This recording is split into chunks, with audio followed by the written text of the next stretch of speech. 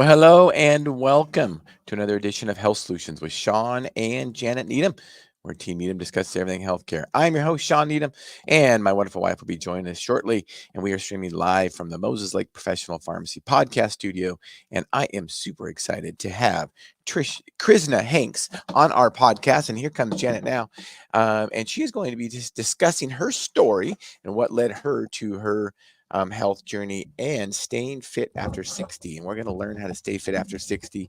Krisna, without further ado, welcome to our show.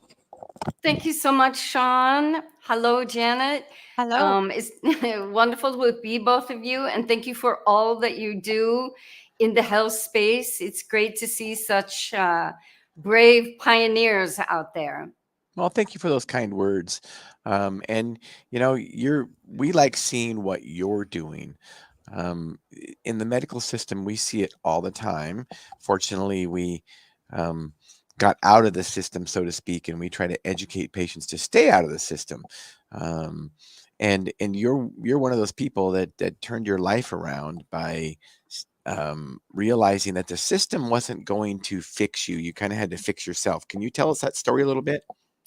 I sure can. And I do have to say before I forget, I just loved on one of your podcasts that one of your major focuses is to stay out of the system.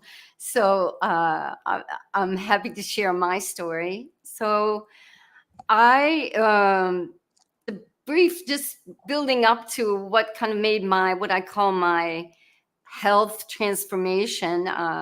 I had a very typical upbringing, grew up in a small town called Quincy, Illinois. And back in my day, yes, I'm over 60, so a baby boomer. I did the usual things that someone in a small Midwest town could do as a girl. I did the gymnastics and cheerleading. My father was a basketball coach, so I grew up with activity. Obviously, having a dad who's a very successful basketball coach, a lot of sport. I didn't do sports. I sort of found my passion at a really age. I took my first dance class at 3 years old and was hooked from then on. And in fact, joined my first professional dance company at the age of 15, meaning actually making money doing it. Yay. It was a small professional Midwest regional ballet company, Pamela Bedford Dance Theater. So that sparked my whole journey, although education was very important in our family. Fast forward, did a couple of degrees in physical education, have my master's in kinesiology, so fascinated with the moving body. As a dancer, I always taught dance. In my professional career, I taught other things. I was a personal trainer. I became a health coach also at that time, segued after my dance career into executive coaching. But to your original question, what was my health transformation? So after a 30 plus year career, which is pretty long in the dance world, I stopped around age 43. I started having all kinds of joint issues. So I was not ready for having asked my body for most of my life to do anything I ask it, to it not wanting to do some basic stuff. I had issues like just doing anything passive, like I'm doing right now, sitting for a long time, standing for a long time. Just basic things started to be problematic for just early 40s. I did what many probably individuals did. I went into what I called the medical hamster wheel. And what that is getting tested for one thing after another, because I had some skin issues going on, some digestive, beyond the joint issues. After 2 years being tested from a host of different doctors, host of different things, nobody could find anything. You know, maybe you have some rare form of autoimmune disease that we can't pinpoint. Maybe it's a rare form of rheumatoid arthritis, you name it, but no two doctors agreed on anything. At the end of that 2 years, I was having dinner with a friend, very good friend, who's sadly no longer with us, was a physical therapist. And he said, have you ever thought about your diet? You've done everything. What a concept, right? Imagine that food can be powerful. And I bristled up because at that time I thought I had, sort of perfected my diet. I'd been vegetarian for 20 years. So I went home the next day and thought about it. And first thing I did was call him and apologize because I thought I'd been kind of a jerk. But I said, I'm listening. Fast forward a few months later, I started probably what every post-vegetarian does, add some eggs, add some broth, then eventually fish, meat. Anyway, I got better. Wow. One person in the medical system had ever mentioned to me anything about nutrition. Of course, I'm a thin dancer, they would assume you're fit in parentheses there.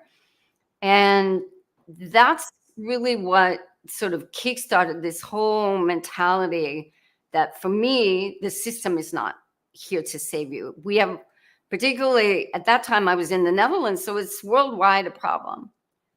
And to say you really have to take this on yourself. Luckily, my husband, Robert, was interested myself, and he discovered actually a paper that Gary Taubes had written for the New York Times. What if it's all been a big fat lie? Which led to us reading the book, Good Calories, Bad Calories, and then just completely dove down the rabbit hole of nutrition, and particularly low carbohydrate, low sugar. I'm calling myself meat centric because I feel meat really is a powerful tool, our animal products, for those really trying to, focus in on their protein. So that's kind of me rambling a little bit. I hope that paints a little bit of a picture. No, that's a great story, and thank you for sharing that. And you look wonderful. First of all, I'm glad that you share your age because 60 years old and looking like you look is amazing. It that can be attributed to your lifestyle, and it's just a reminder that we used to think in our culture that 40 was old, and then it was 50, and then it was 60, and I tell you, we've got patients that are thriving in their 70s and 80s. But you have to take care of yourself. And so thank you for doing what you're doing. Thank you so much. And yes, I think it's important. I've certainly, spent a long time in a field where body image and age is something you maybe, have to really protect. And I think something that's refreshing, I guess, once we hit a certain age is say, yeah, I'm 67. I'll be 68 next June. And to help people, I don't want to say inspire them, but maybe motivate to say, we don't have to accept what the system wants to say. I feel our system wants to say, you're going to age, you're going to be frail, you're going to need medications. And I know you're both pharmacists, and I thank you for your work, but I think we could do well to not always feel that there is a medical remedy, that we want to try to invest in our health. But the narrative is you're going to age and it's all going to go downhill. And I just don't think we have to accept that. Well, I feel like our whole medical system is hijacked, for one. If we think about what we're saying right now, we're talking about nutrition, and that's just one aspect. But coming from my background, my father was a rancher. And so if an animal was ill, the first thing a vet would look at is nutrition, right? It would look at activity and nutrition. The same thing if we brought a pet into our vet, we would look at nutrition, right? We got a hip problem, nutrition. We got a knee problem, nutrition. So we are so driven by big pharma that we have forgotten the whole basics of what an organism needs, whether we're a human or an animal, to survive. And it's kind of strange that we're having this conversation that, we'd rather intervene with something foreign than actually just looking at the human and what that human being might need to feel better. Well, that's Sorry, Well, so it, wonderfully said, Janet. yeah, thank you. Um, and really, the medical system, especially the medical to treat chronic disease with drugs, it's really only about 60, 70 years old. Right. Most of the time, what we did with drugs was acute type stuff. You had pain, we give you opium. You know, you have a fever, we give you aspirin. It's not largely until the last 50 Mm-mm. and especially the last 40 years that blood pressure, reflux, all these gastrointestinal diseases. And we've got a good friend who's a pharmacist, and he was much smarter than us because he realized what a scam it was in pharmacy school. And he went to pharmacy school 10 years before we did. So he's known, his name's Ben Fuchs, and he knew that it was a scam when he was in pharmacy school. And this is words from him. He said, "We create another bullshit diagnosis so we can give people a drug." Think about it, Krishna. I mean, what's the diagnosis of the day? Irritable bowel syndrome. Irritable bowel syndrome, we need a drug for. Irritable bowel syndrome sounds like it's a diet problem to me, because I think all of us will get irritable bowel syndrome if we eat the wrong stuff. I'm speaking for myself, but many other people too. Oh, absolutely. And I saw this too, along with my husband, Robert, had one of his reasons for kind of going down the nutritional path was he had suffered from GERD, right? Yeah. Acid Mhm. reflux, Yep. and went to the doctor. And of course, he said, "Well, you can take this medication, but you're probably going to be on it most of your life." And he was like, "You know what? I'm gonna work on this lifestyle stuff myself, right?" And sure enough, through changing his nutritional sources, he is, GERD went away. And but again, these are just anecdotes, and I know in the health space, they'll say N is one. That doesn't prove anything, but you hear time and time again of Mhm. individuals taking and investing, what you say, Janet, of looking at those other pieces, nutrition, right? Stress, Mhm. sleep. I have to say, as a metabolic health coach, and I also am the director of employee wellness for the Ovadia heart health team, in companies, of saying it's all these other factors are just as important Mhm. as having access, let's say, to the medical system. Mhm. And we somehow think lifestyle is, we kind of in the Midwest saying, we say we poo it, right? We act like it's just a sort of nicety, but actually it might be more important than everything else.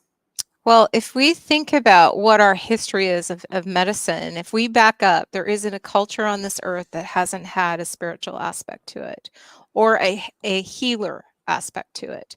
And many times it wasn't that they just took that tiny piece of the person, it was the whole person. And we had this idea that we have transitions in our life that we actually, it wasn't frowned upon, it was actually you went through, or like a passage, right? So many times I think in our culture we've evaded that. Like we think that, these passages don't come with trials and tribulations, but how we get through those passages was always addressed in that culture. And so right now we're kind of told we're all the same, you're not different, we're going to all do it this way and just live with it, right? Like we can't change anything, it's just the way it is. And I find that really disturbing from an aspect of, Shawn and I balance hormones, and one of the things I'm talking about is we have women that go through menopause, and you're just supposed to accept how you feel after you get through menopause. Like there's no help. Like it couldn't be that you need help with sleep. It couldn't be that you need help with physical parts, movement, and how to get those joints moving and stretching. It couldn't be anything like that, as well as nutrition. I mean, that's just totally discounted. In fact, sometimes they just say to women, you know what? This is just part of life. So if you and your husband want to be intimate, here's some lidocaine. Just use some lidocaine. I mean, that's really what some of these women get told. It's not anything about, let's bring you back to a lifestyle or a life that's optimal, that's healthy, that you thrive in. It's just exist. Go ahead and just exist. And the same, the same happened to me, I would say. Even when at the end of my sort of 2-year medical hamster wheel journey, the final synopsis, well, you're just going to have to live with chronic pain. And, you probably are going to have to, do some kind of mental therapy for a lifetime because you're not going to be able to completely deal with this. So I think the word I try to use with my coaching clients, but companies that I work with, is we all have to adopt this mindset of performance mindset. In the business world, they call it growth mindset. That is looking forward. It's to say, yes, I'm above 60, but I still want to perform, using your word, Janet, optimally in everything. Movement, right? Sleep, your intimacy, your social connections, all of the pieces, right, of lifestyle. There's no reason just because I am a senior citizen that I should be experiencing those less optimally. I agree. Exactly. And, back on you mentioning N of 1 studies. Well, Janet kind of actually alluded to that. We're all individuals. N of 1 is the only way to fix something. One thing that COVID did to me, although Janet and I were privy to what a racket it was beforehand, and we didn't believe all the studies, honestly. But one thing COVID did is it really, to trust the science and all these scientific studies that are backed by big pharma. I mean, really, seriously, how can you trust it? So, like your example of your husband, he fixed his GERD without medication. That's N of 1. It worked. You got to find out what works for yourself, and having a good healthcare professional, health coach, somebody to educate and empower you to do that is very, very important. Because that's really all that matters is N of 1. It doesn't matter what happens to millions of people necessarily. It matters what happens to each individual, one person at a time. Oh, 100%. And the women and men that you are supporting and guiding with your services and really taking them on as individuals, it's really commendable. And I think we somehow sort of lost the group that everything needs to be peer, or the thread that peer reviewed, or the science.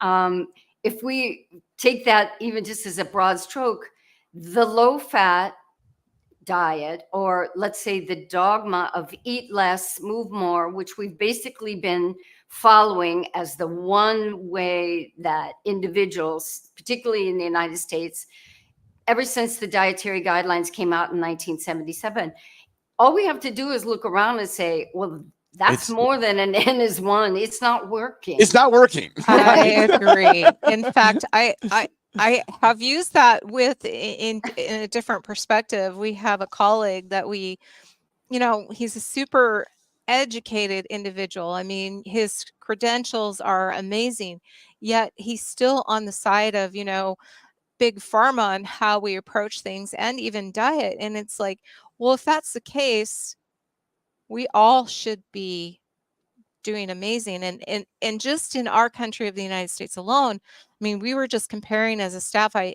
challenged some of my staff members, look this up, look at our longevity in the United States as a female. Tell me about it, and they came back with, well, we're the 48th. And I'm like, well, what population, what group is thriving?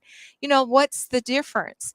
And I think amazingly, it comes down to one, in a couple of cases, it came down to a lot of their lifestyle. It wasn't pharmaceutical interventions, because those companies or countries, could do all the pharmaceutical and health things, but it came down to lifestyle. I mean, when you start going down, from Hong Kong to Japan and down the list, a lot of it had to do with how people ate, how they slept, how they exercised, and how, all of it. It was amazing. So, I mean, from a coaching perspective, how do you get that shift with your clients? How do you get them to transition into being optimal? Great question. I think one, first and foremost, coaching is more than just a 20-minute visit with your provider. We're here for the long haul. Whether you do several weeks, several months, or you do sporadic check-ins. I think the most important on getting people to believe that all these things are important is to educate them, which is what attracted me to. There has to be an educational component. There has to be an accountability component.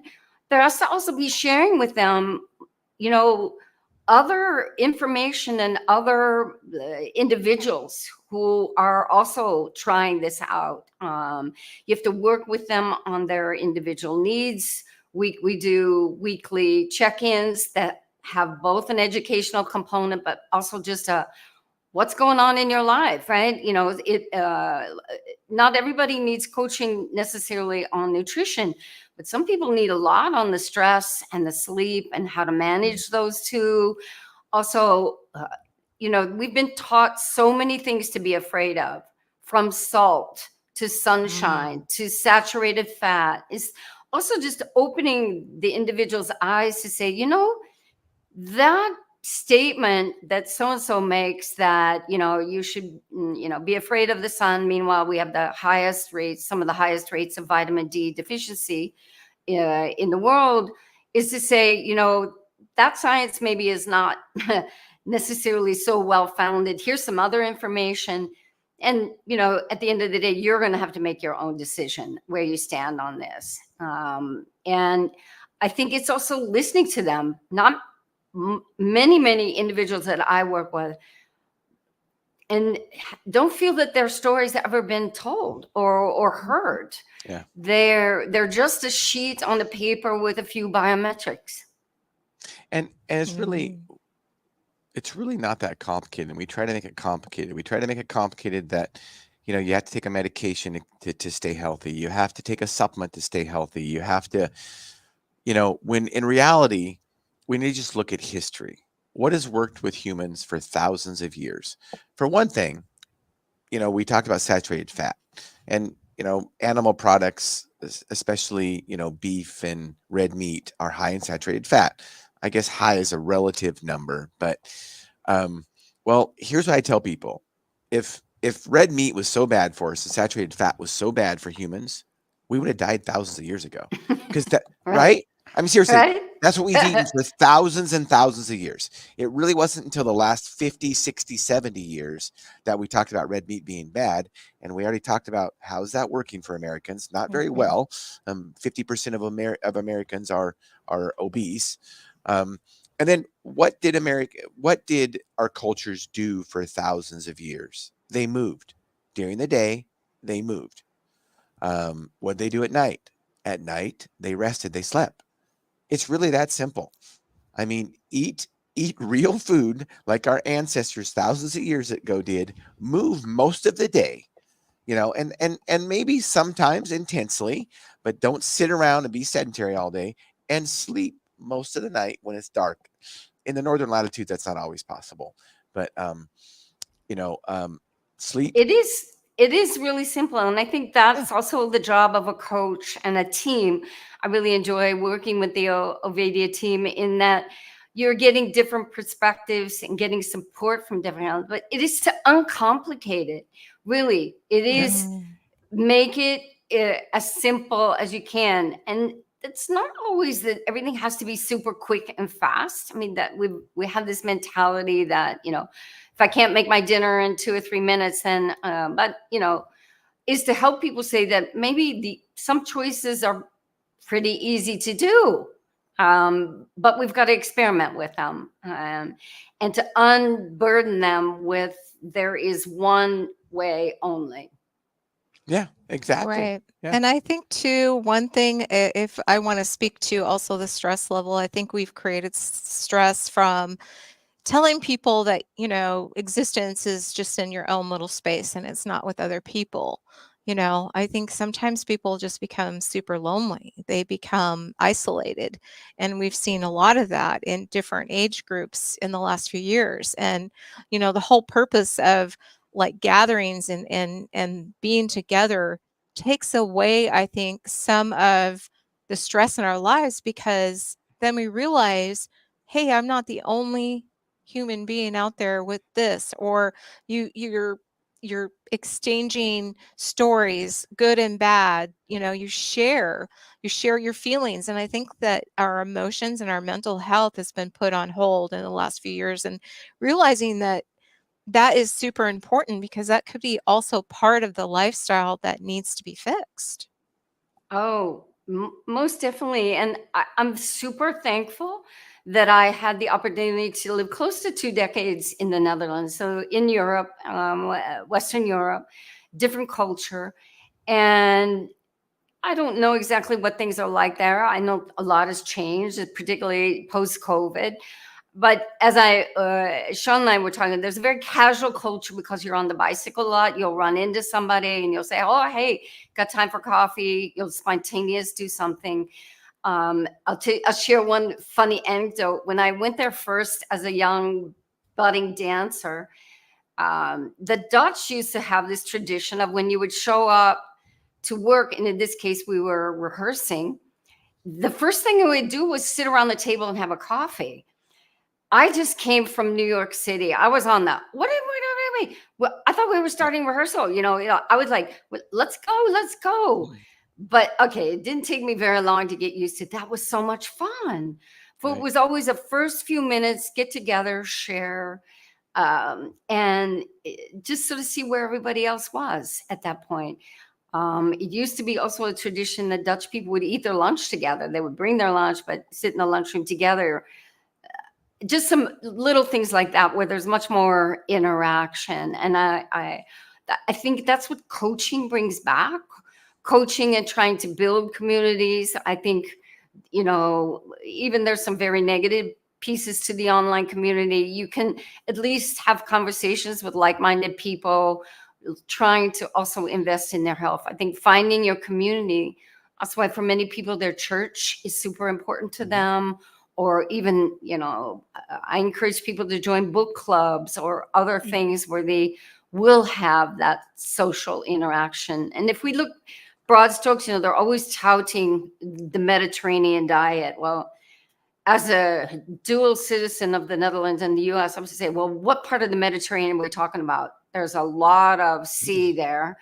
That's true, right? Right. But what's the one thing very common around the various places is community, social interaction. Spending time with people, they're not spending time going and doing the latest hit workout at the gym. They're sitting, maybe having coffee, maybe sharing a glass of wine. So I think there's much that we can be learned from those traditional cultures.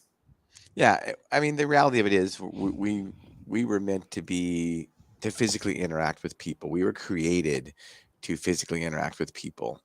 So sense of community is very, very important. So Chris, as we wind this podcast up, tell us what you have a passion for. Well, definitely metabolic health. I think this helped me understand a little bit more of the issues that I had. I'm very passionate about helping educate people on metabolic health, how to track that yourself, what lifestyle efforts can enhance metabolic health. I'm also super passionate about bringing metabolic health to the workplace. As I mentioned, I'm the Director of Employee Wellness Programs for Ovadia Heart Health. I don't know if you're familiar with heart surgeon, Dr. Philip Ovadia. We've interviewed him, actually. Yeah. Great. Yeah. Excellent. And I'm passionate about helping people over 60. I just use that as a demarcation line to say, don't accept you have to be frail. Don't accept that your only source to longevity is the medical system. Accept taking things in your own hands and start now investing in your health. Get a team around you, get a support, whether it's online, in group, work with a coach. The system is not going to save you. You have that power. That's absolutely right. So Sierra, go ahead and stream her Twitter site. So if anybody wants to get a hold of you, is Twitter a good place to get a hold of you? Twitter's great. I'm also on Instagram, same thing, Square One Wellness. You can also see me on the ovadiahearthealth.com website there for our employee wellness programs. I'm also on LinkedIn just as myself. And Well, I Facebook. love it. Yeah, well, I love it, Krisna. You've helped us realize our goal of this podcast, which is to educate and empower individuals to take charge of their own health. So thank you for helping us realize that goal. Thank you so much. It's an honor to be on your show. And like I said, you both are brave souls out there. Keep doing what you're doing. Thank you so much. And thank you, listeners and viewers, for tuning in to Health Solutions with Shawn and Janet Needham. Tune in Thursday to our midweek podcast, 8 a.m. to 9 a.m. Pacific Standard Time.